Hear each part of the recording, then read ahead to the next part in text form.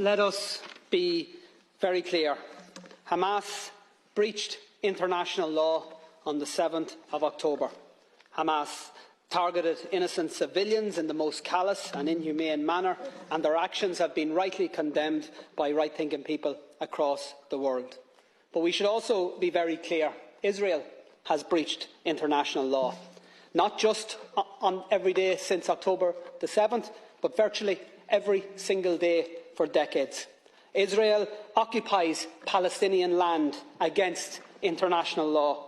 Israel blockades Palestinian territory against international law.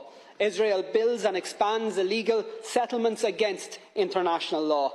Israel enforces an apartheid system that restricts the movements of Palestinians and denies their fundamental rights against international law.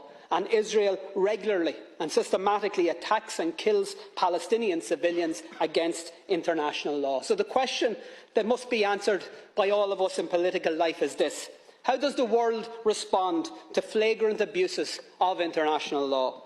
When it comes to the horrendous war crimes of Hamas, the response was very clear and very consistent. World leaders queued up to say Israel has the right to defend itself.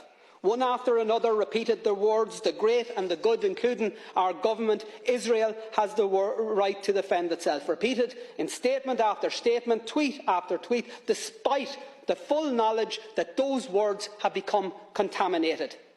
The words "Israel has the right to defend itself" means in practice that Israel takes that right as licence to bombard civilians, to bomb schools, hospitals and other civilian infrastructure. And it has now been taken as licence to enforce the displacement of 1 million people from one end of an open-air prison to another, to deny food, energy, medical supplies to a besieged civilian population, to actually deny them water, to ensure that children, the sick, the disabled, the elderly will literally die of thirst.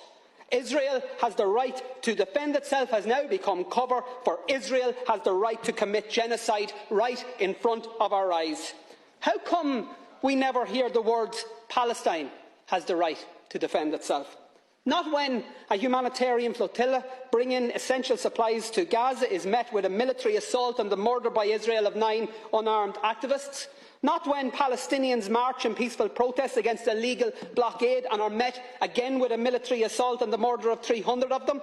Not after the countless bombings of Gaza by Israeli forces. Not even when Israel targeted and murdered 4 little Palestinian boys playing football on a beach. And not when Palestinians were dragged from their homes and forced to watch as those homes were destroyed to allow for new illegal Israeli settlements on lands that are clearly defined in international law as part of Palestine.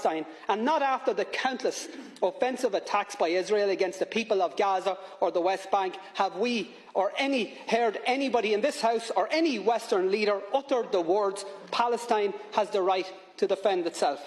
And why not? And by the way, I'm not asking you to say those words, and in fact it's just as well you don't, because we all know that the people of Palestine can't defend themselves. Not against one of the most powerful military forces in the world that is backed up by even more powerful military forces. The truth is that the people of Palestine, just like the innocent people of Israel, don't need the international community to tell them that their leaders have the right to inflict more bombings, more pain, more suffering. They need the international community to say stop, to say release the hostages, to say stop the bombings, the siege, the slaughter. They need the international community to tell Israel to stop the blockade, stop the apartheid, stop the annexation, to stop the genocide.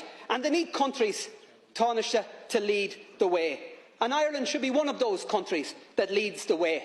We know colonialism, we know oppression, we know conflict.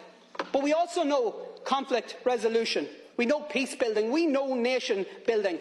And because of what we know, what our history has taught us, our call tonight must be clear: immediate, full and unequivocal ceasefires, and a decisive international intervention that leads to negotiations and to a lasting and just peace settlement, and to, at long last, to a free, sovereign and independent Palestine.